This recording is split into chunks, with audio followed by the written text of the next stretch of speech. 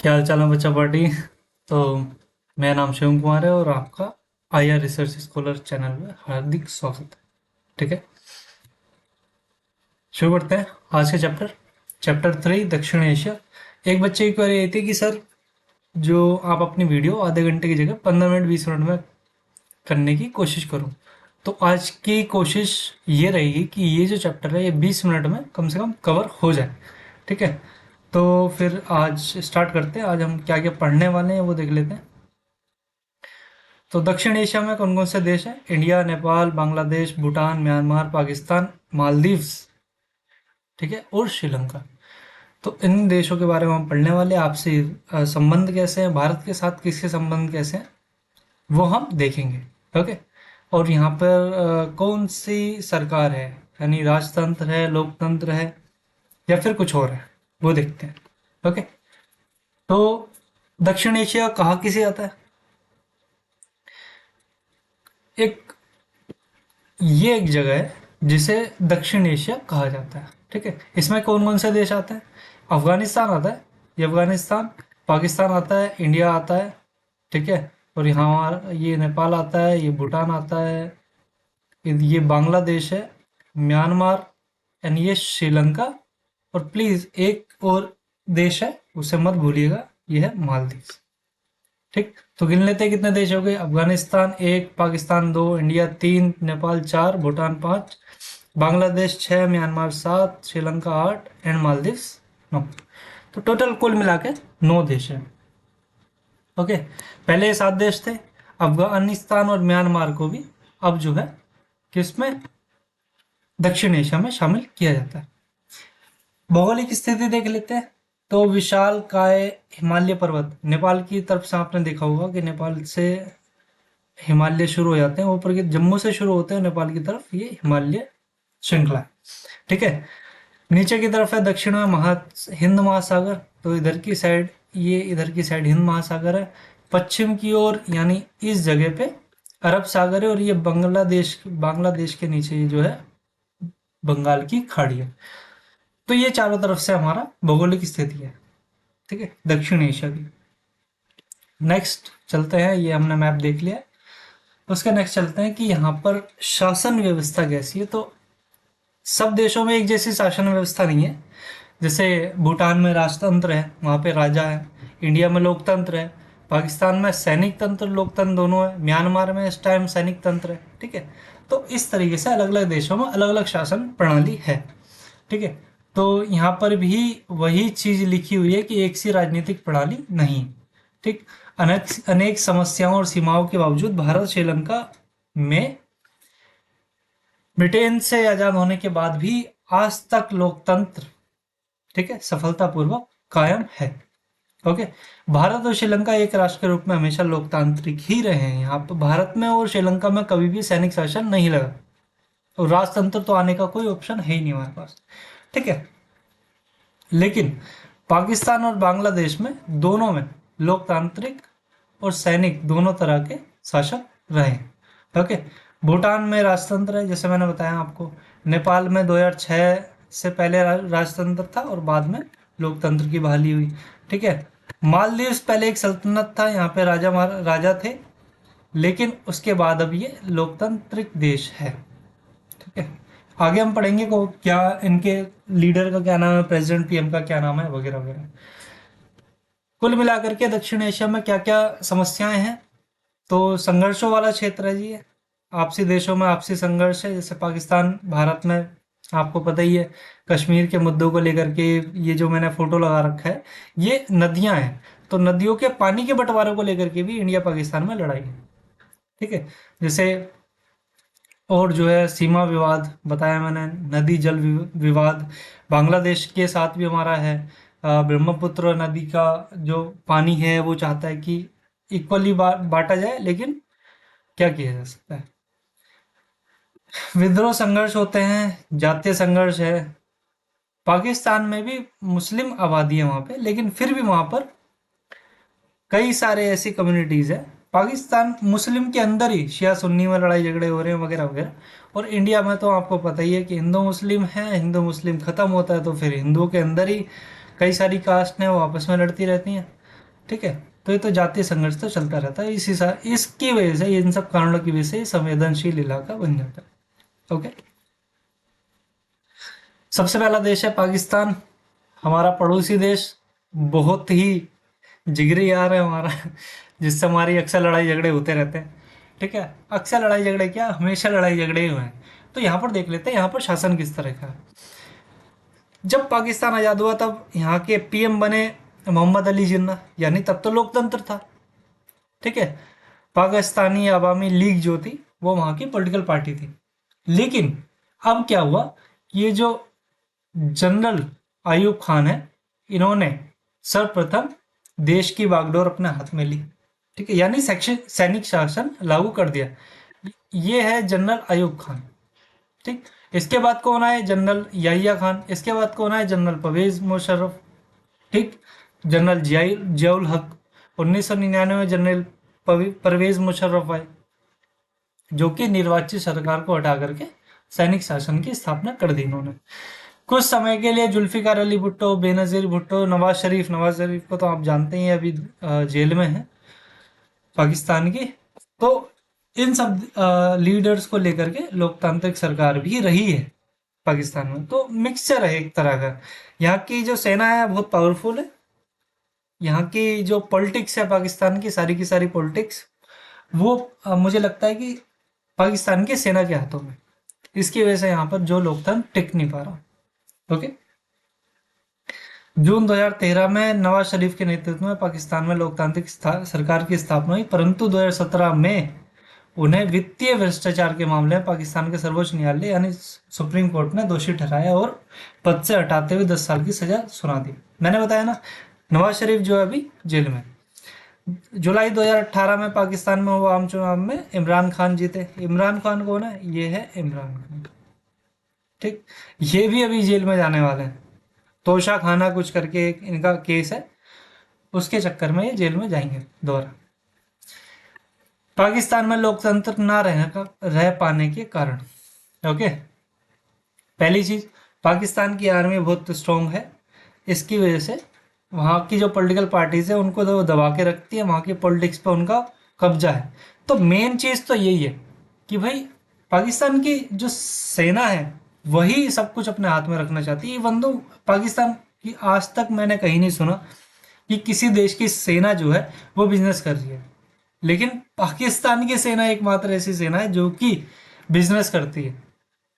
ठीक है, साबुन बनाती है, समझ रहे हो, फैक्ट्रीज चलाती हैं बेसिकली। तो देख लेते हैं पॉइंट क्या है कि यहाँ सेना, धर्मगुरु, भूस्वामी अभिजनों का सामाजिक दबदबा है। इसके कारण कई बार निर्वाचित सरकारों को गिरा करके सैनिक शासन कायम है। ठीक है, बाकी पॉइंट आप पढ़ लेना। और ये जो है ये एक मेमोरेबल कह सकते हैं एक पिक्चर है हमारे यहाँ पर। ये जो सिख हैं ये हमारे हैं, और ये जनरल जो है, ये जो कैप्टन कह सकते हैं इनको, ये पाकिस्तानी। यानी 1971 का जो युद्ध हुआ था, जब हम बांग्लादेश को आजाद कराने गए थे पाकिस्तान से, तब पाकिस्तान के 70,000 सैनिकों ने, या फिर मुझे लगता है 1 लाख से ऊपर सैनिकों ने समर्पण कर दिया था, हथियार गिरा दिए थे और इंडिया के सामने घुटने टेक दिए थे, और पाकिस्तान की हार हुई थी। आगे चलते हैं बांग्लादेश। बांग्लादेश संकट क्या कहते हैं, तो 1971 का जो भारत पाकिस्तान का युद्ध हुआ था इसे बांग्लादेश संकट कहा जाता है। ठीक है, बांग्लादेश पाकिस्तान का अंग था, पूर्वी पाकिस्तान कहा जाता है इसे। ठीक है, ये रहा पूर्वी पाकिस्तान कहते थे इसे। बंगाल असम के हिस्सों से लगा हुआ था और उसे ही काट करके पूर्वी पाकिस्तान यानी बांग्लादेश को बनाया गया था। जो पश्चिमी पाकिस्तान था वो जो है दबदबा बना के रखता था पूर्वी पाकिस्तान में। ठीक है, और जबरदस्ती उर्दू भाषा को थोपने की कोशिश की गई थी, और यहाँ की जो संस्कृति है, जो कि बंगाली संस्कृति है, उसको नष्ट करने की कोशिश की जा रही थी। ये है शेख मुजीबुर रहमान, इनकी फोटो है। ठीक है, और ये है मुक्ति वाहिनी, इनका ये लोगो है। तो पश्चिमी पाकिस्तान के खिलाफ शेख मुजीबुर रहमान के नेतृत्व में संघर्ष छिड़ा। शेख मुजीब की पार्टी आवामी लीग को वहाँ 1970 में सभी वोटों पर विजय मिली, ठीक है। लेकिन फिर भी शेख मुजीब को गिरफ्तार कर लिया गया और याहिया खान के दौर दौर में पाक सेना ने बंगाली जनता के आंदोलन को कुचलने की कोशिश करी। हजारों लोग मारे गए, लाखों लोग शरणार्थी बन गए, भारत आने की कोशिश की गई और काफ़ी लोग आ भी गए। ओके। भारत ने पूर्वी पाकिस्तान को समर्थन किया, यानी जो शेख मुजीबुर रहमान की पार्टी थी अवामी लीग, यहाँ पर इसको हमने सपोर्ट किया, भारत ने सपोर्ट किया और भारत ने पाकिस्तान से लड़ाई करी 1971 में और बांग्लादेश को एक स्वतंत्र देश के रूप में बनकर उभरा। इनको हमने स्वतंत्रता दिला दी, किससे? पश्चिमी पाकिस्तान से, यानी अब का जो पाकिस्तान है उस। नेक्स्ट चलते हैं नेपाल में। नेपाल में लोकतंत्र, तो भाई ये जो जो ये हैं, ये यहाँ के राजा थे, ठीक है। तो नेपाल में लंबे समय तक राजा रहा है, ठीक है। लोकतंत्र समर्थकों में लड़ाई झगड़े होते रहे कि राजशाही रहेगी, लोकतांत्रिक सरकार रहेगी, और प्लस माओवादियों के बीच में भी, ठीक है। ये तीनों के बीच में संघर्ष रहा है कि भाई किसकी सरकार बनेगी, राजशाही रखें, लोकतांत्रिक सरकार रखें, साम्यवादी सरकार रखें, जैसे चीन में, ठीक है। तो ये त्रिकोणीय संघर्ष कहा जाता है इसे। लेकिन नेपाल द्वारा वर्तमान में अपनाए गए संविधान के तहत प्रसाद शर्मा ओली अक्टूबर 2015 से नेपाल के नए प्रधानमंत्री बन गए। तो ये हैं प्रसाद शर्मा ओली, खड़क प्रसाद शर्मा ओली, ठीक है। देखो श्रीलंका की बात करते हैं। श्रीलंका 1948 में स्वतंत्रता प्राप्त हुई, हमसे एक साल बाद में। बेसिकली यहाँ पे एक इशू है, यहाँ के जो लोग हैं ना वो भाषा बोलते हैं सिंगली, और ये जो ऊपरी इलाका है ना, थोड़ा सा ये जो मैं बना रहा हूँ, ये जो ऊपरी इलाका है ना, यहाँ पे रहते हैं तमिल बोलने वाले लोग। कहाँ से गए हैं? यहाँ से गए हैं, ठीक है। ये तमिलनाडु है, यहाँ से जो है इधर माइग्रेट हुए तमिल बोलने वाले लोग, अब जो है वहां पे बस गए। अब क्या हुआ कि सिंगली और तमिल स्पीकिंग लोगों के बीच में लड़ाई झगड़े होते थे, खूब खूब बजते थे। फिर क्या होता था, सिंगली जो है श्रीलंका के मूल निवासी हैं, यानी श्रीलंका के लोग, उनको कहा जाता है सिंगली। तमिल जो भारत से जाकर के श्रीलंका में बसे। अब आगे देखते कहानी।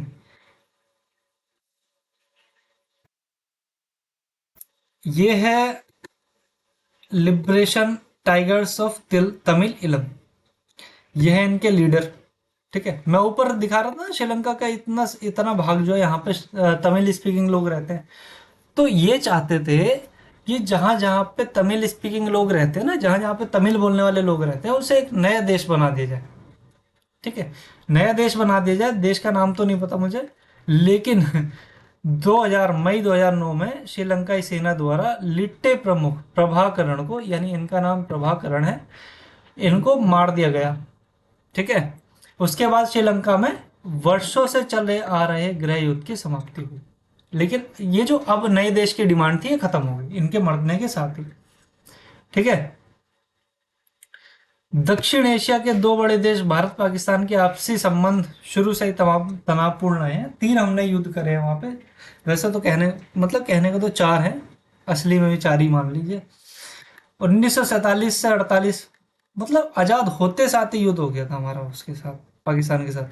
65 का युद्ध, फिर 71 का युद्ध, फिर जो है 99 का युद्ध, ठीक है। ये 4 युद्ध हम कर चुके हैं पाकिस्तान के साथ। आगे बढ़ते हैं।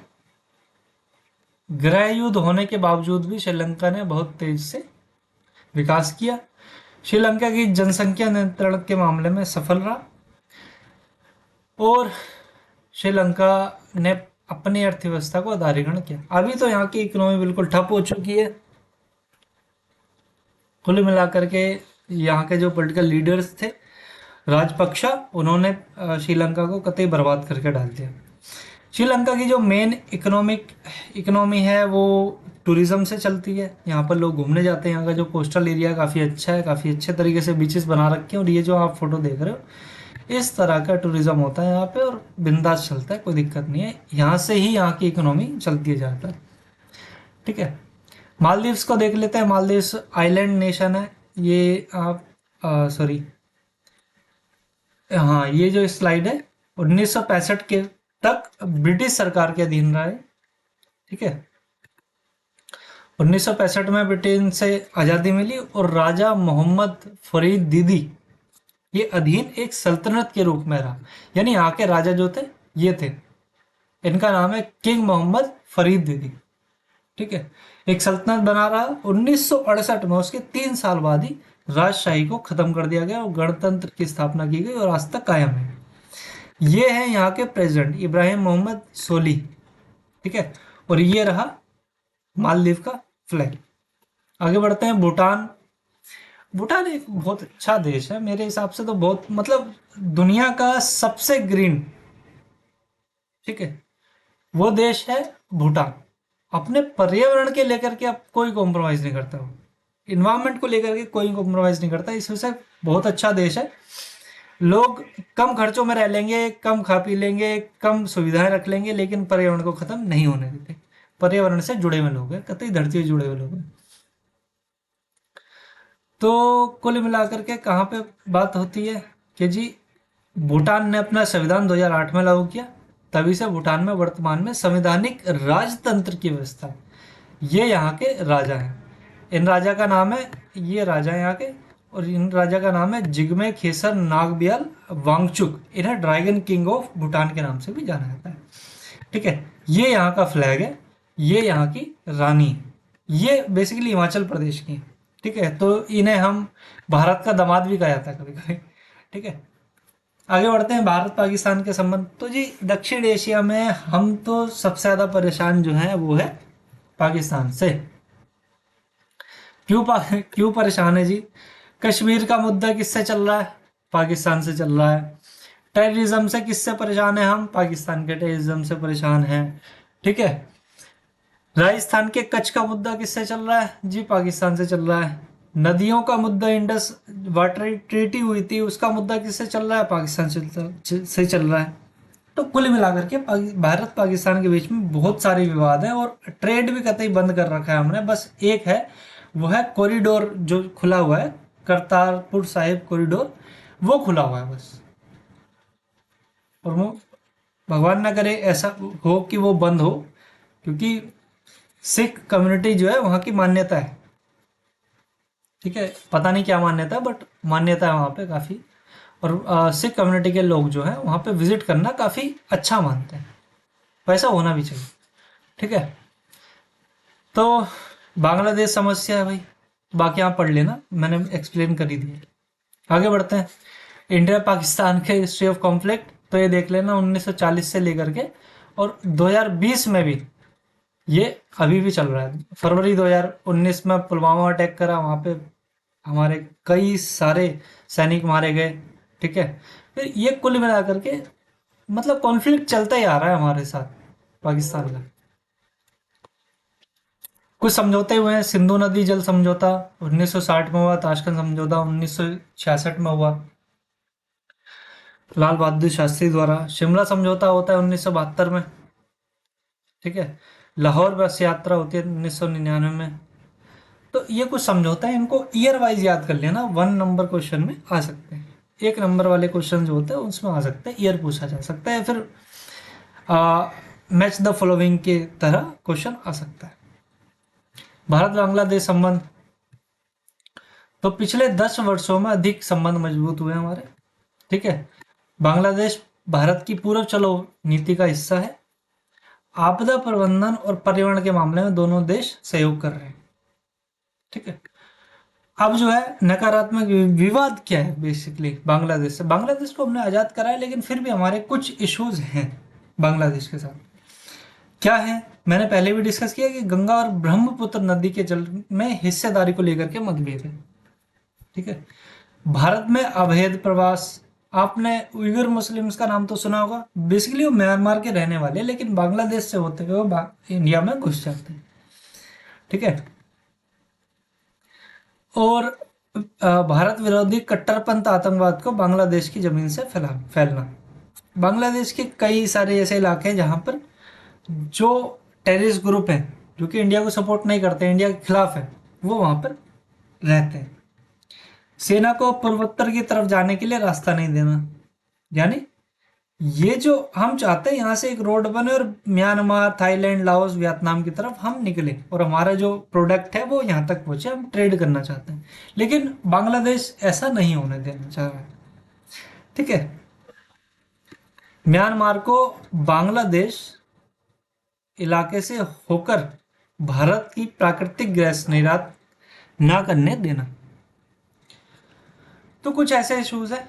नेक्स्ट चलते हैं पूर्व की चलो नीति। पूर्व की चलो नीति में ये है कि ये जो है साउथ ईस्ट एशियन कंट्रीज हैं, ठीक है, जिसमें Myanmar, Vietnam, Laos, Thailand, Cambodia, Malaysia, Singapore, Indonesia, Brunei, Philippines, ये सब देश आते हैं। और ये जो छोटा सा देश है ये ईस्ट तिमोर, ये भी आता है। ठीक है, तो पूर्व की चलो नीति ये है कि हम इन देशों में ट्रेड करना चाहते हैं। ठीक, यहाँ पर अपना सामान पहुंचाना चाहते हैं, माल पहुंचाना चाहते हैं, जो हमारा प्रोडक्शन है, चाहे वो डिफेंस को लेकर के हो, चाहे हमारे प्रोडक्ट्स हो, वो सब हम व्यापार करना चाहते हैं। कुल मिलाकर यही पूर्व चलो नीति है। ठीक है, भारत नेपाल के संबंध, भारत नेपाल के संबंध बहुत अच्छे हैं, बहुत मधुर संबंध है। ठीक है, दोनों देशों के बीच में एक संधि हुई थी जिसके तहत बिना पासपोर्ट, बिना वीजा के आ जा सकते हैं लोग। ठीक है, नेपाल से कई सारे लोग दिल्ली में बसते हैं आकर के, और दिल्ली में अपना बिजनेस करते हैं, काम करते हैं, अलग अलग जगह पर जाते हैं इंडिया के। उनको कोई वीज़ा की ज़रूरत नहीं है, कोई पासपोर्ट की ज़रूरत नहीं है। वो अपना आधार कार्ड लेके आए, और आधार कार्ड तो खैर इंडिया में वैलिड है, अपनी आईडी लेके आए, अपना इंडिया में बसे, खाएं पिए, मजे करें, कोई दिक्कत नहीं। लेकिन इशू तब होता है जब नेपाल की दोस्ती चीन के साथ होने लगती है। भाई कोई ऐसा देश जो हमारा दोस्त है वो हमारे दुश्मन से जाकर के हाथ मिलाने लग जाएगा तो हमें दिक्कत होगी होगी। तो क्या हुआ कि भारत इससे नाखुश है। ठीक है, अब जो है बहरहाल अभी फिलहाल के लिए भारत और नेपाल के जो संबंध है वो काफ़ी अच्छे हैं। ये जो देख रहे हैं आप, ये हैं नेपाल के प्रधानमंत्री खड़ग प्रसाद शर्मा ओली। अभी इनके बारे में पढ़ के आए हैं। नेक्स्ट चलते हैं भारत भूटान का संबंध। तो भारत भूटान के जो रिलेशंस हैं वो काफ़ी अच्छे हैं, कोई दिक्कत नहीं है भूटान के साथ हमारी। ठीक है, लेकिन जो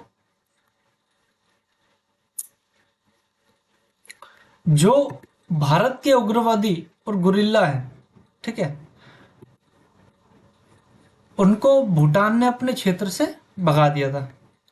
अब भूटान के इस कदम से भारत को बड़ी मदद मिली है। भारत भूटान में पन बिजली की परियोजना, पन बिजली बेसिकली क्या होता है, हाइड्रो पावर प्रोजेक्ट्स होते हैं जहाँ पर ये पानी इकट्ठा होता है, पानी को हम नीचे की तरफ डालते हैं, ठीक है, और फिर टर्बाइंस घूमती है, उससे बिजली क्रिएट होती है। ओके, तो कुल मिलाकर के हम वहाँ पर डैम्स क्रिएट कर रहे हैं, डैम्स बना रहे हैं, बिल्ड कर रहे हैं वहाँ पे, ताकि वहाँ का जो स्टेट है वो इलेक्ट्रीफाइड हो सके, इलेक्ट्रिसिटी की कमी ना आए।